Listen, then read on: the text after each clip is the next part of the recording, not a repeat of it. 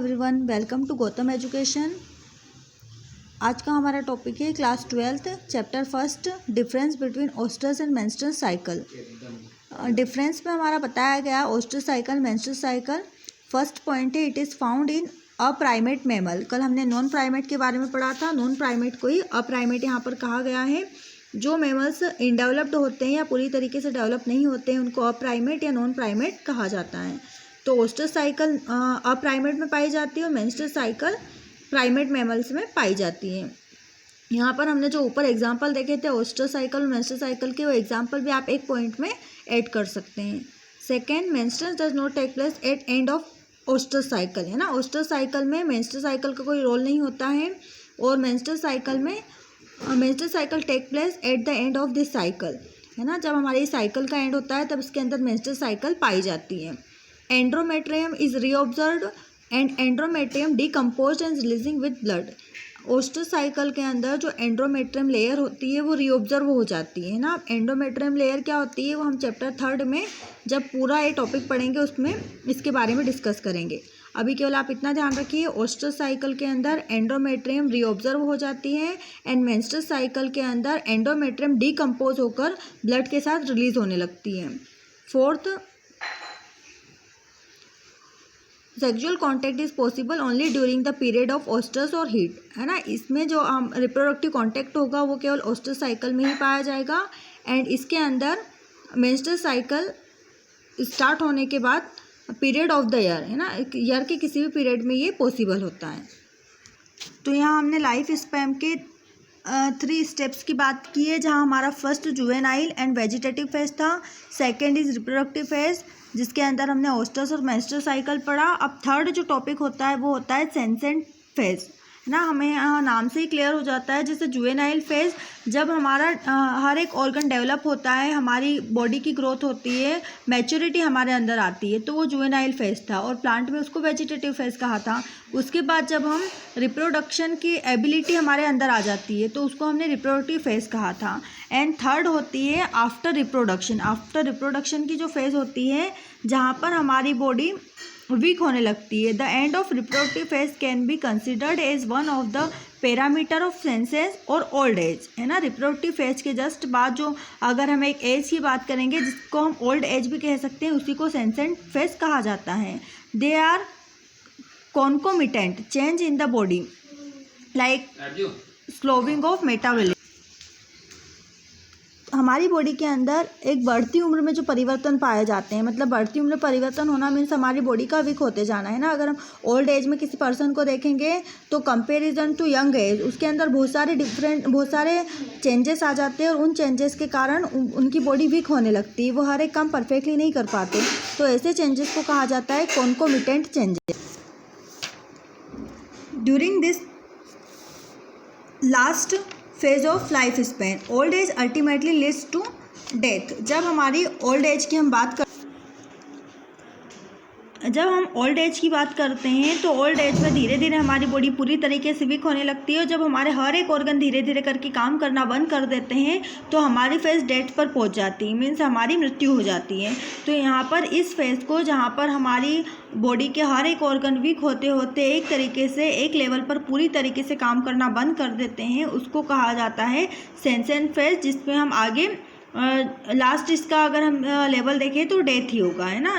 हमारा जन्म हुआ, जन्म से हमारी बढ़ती उम्र के साथ हमारे अंदर बॉडी में बहुत सारे चेंजेस हुए और जब हम ओल्ड एज में पहुँचे तो हमारी बॉडी के हर एक ऑर्गन धीरे धीरे काम करना स्लो होते गए और फिर धीरे धीरे हमारी डेथ हो जाती है। तो इस पोजीशन को कहा गया है सेंसेंट phase.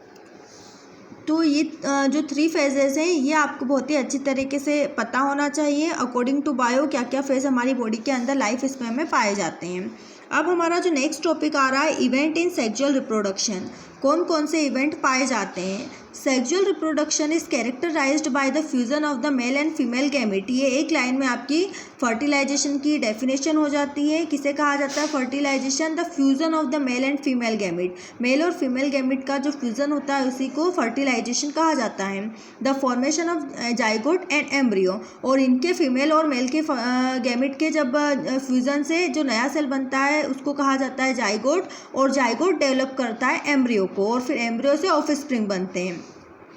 This event may be grouped into 3 distinct stages: pre-fertilization, fertilization and post-fertilization. Pre-fertilization first step, जो हमारी बीच की स्टेप है, मिडिल स्टेप, उसको फर्टिलाइजेशन कहा है। लास्ट है उसको पोस्ट फर्टिलाइजेशन इवेंट कहा है। Pre fertilisation event it include all the event of sexual reproduction prior to the fusion gamete. The two main pre fertilisation event are gametogenesis and gamete transfer. जब sexual reproduction के अंदर gamete का fusion होता है तो उस fusion को ही pre fertilisation event यहाँ कहा गया है। इसके अंदर दो हम स्टेप्स पढ़ेंगे। First is gametogenesis, second is gamete transfer.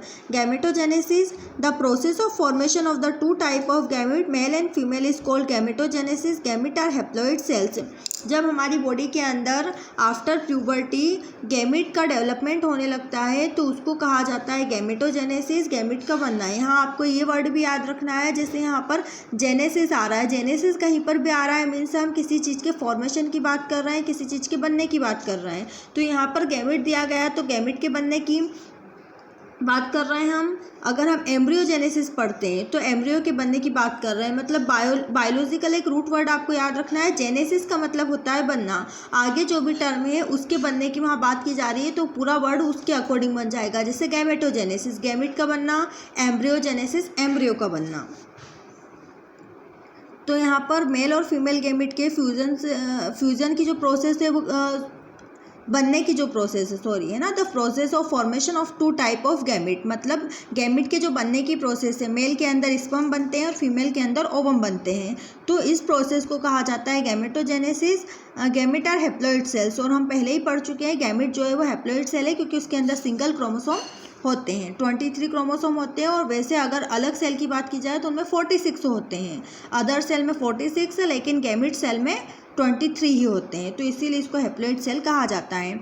In some algae the two gamete are so similar in appearance that is not possible to characterize them into male and female gamete. They are hence called homogametes और isogame। अगर हम कुछ algae की बात करेंगे तो algae में mail और फीमेल के जो गैमेट होते हैं वो अपीयरेंस के तौर पर, दिखने के तौर पर एक जैसे दिखाई देते हैं। उनमें हम डिफरेंस नहीं कर पाते कि कौन सा मेल गैमेट है एंड कौन सा फीमेल गैमेट है। तो ऐसे गैमेट को कहा जाता है होमोगैमेट्स या आइसोगैमेट, और कुछ एल्गी में इस टाइप के गैमेट पाए जाते हैं। तो अगर आपसे वन लाइन में कोई डेफिनेशन, वन वर्ड में कोई डेफिनेशन पूछी जाती है आइसोगैमेट और होमोगैमेट की, तो आपको याद रखना है सिमिलर इन अपीयरेंस। अगर हम देखने के अपीयरेंस के तौर पर अगर हम देख रहे हैं मेल और फीमेल गैमेट को तो हम उनके अंदर कोई डिफरेंट नहीं कर पा रहा है, तो ऐसे गैमेट को कहा जाता है होमोगैमेट या isogamete. In a majority of sexual reproduction organism two morphological distinct type heterogametes are produced.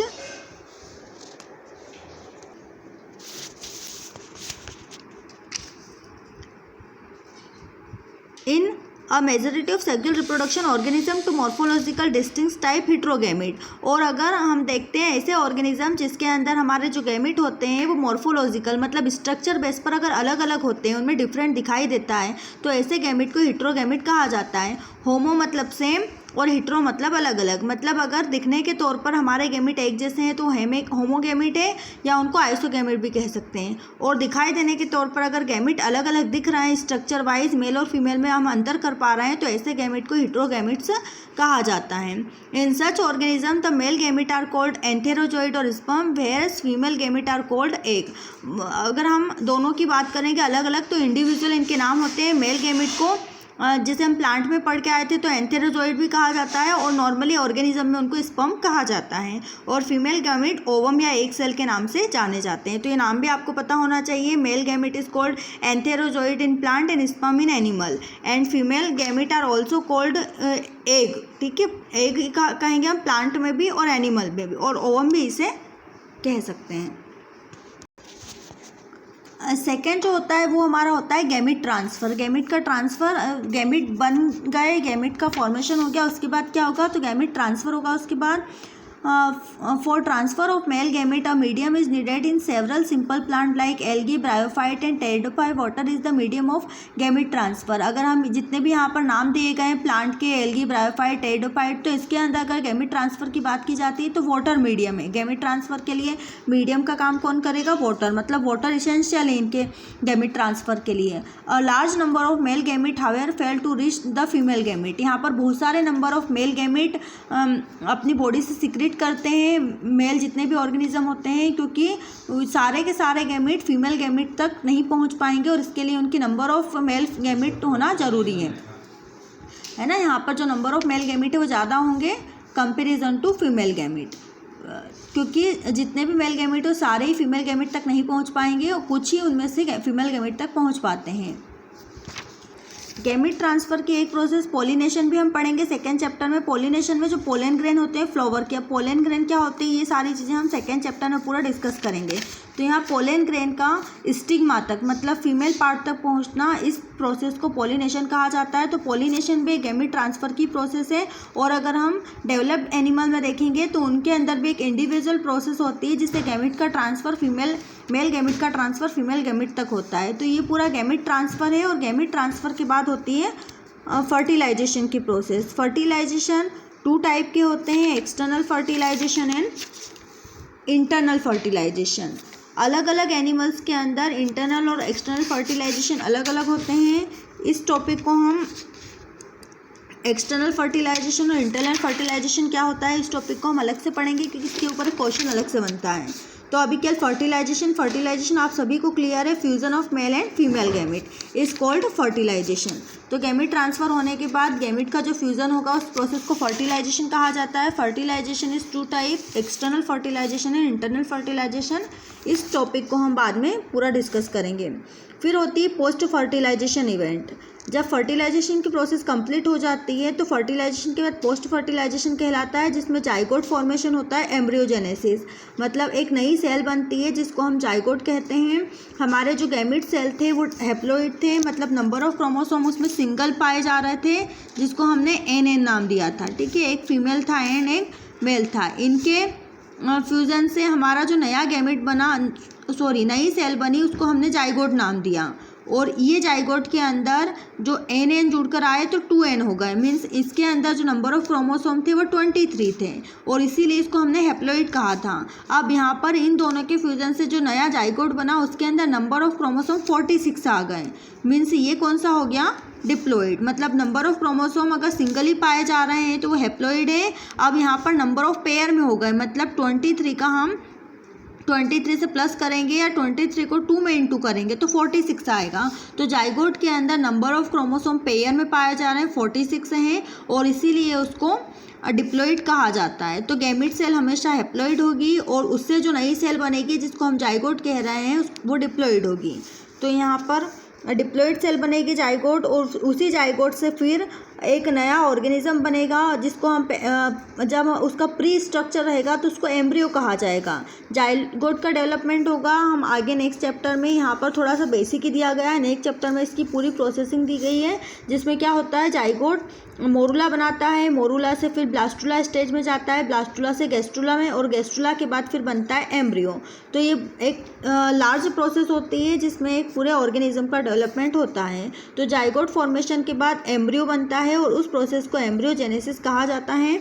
Embryo जो बनता है वो 2 टाइप के होते हैं। एनिमल में उसको 2 टाइप में कैटेगराइज किया गया है, जैसे ओविपेरस एंड विविपेरस, जहाँ पर एग के बाद बच्चे बनते हैं, मतलब पहले एग का डेवलपमेंट होता है और उनसे बच्चों का डेवलपमेंट होता है। तो ऐसे एनिमल ओविपेरस कहलाते हैं और जहाँ पर डायरेक्टली यंग वन को बर्थ किया जाता है ऐसे एनिमल विविपेरस कहलाते हैं। तो यहाँ हमारा एक बेसिक प्रोसेस पूरी बताई गई थी जिसको हम पूरा अगर हम डीप में देखें तो डीप में नेक्स्ट चैप्टर में हम डिस्कस करेंगे। इसकी जो मेन डीप क्वेश्चंस बन रहे थे वो हमारे कंप्लीट हो चुके हैं। लास्ट इसका टॉपिक यही है, असेक्सुअल एंड सेक्सुअल रिप्रोडक्शन, जो मैं आपको पहले ही पढ़ा चुकी हूँ।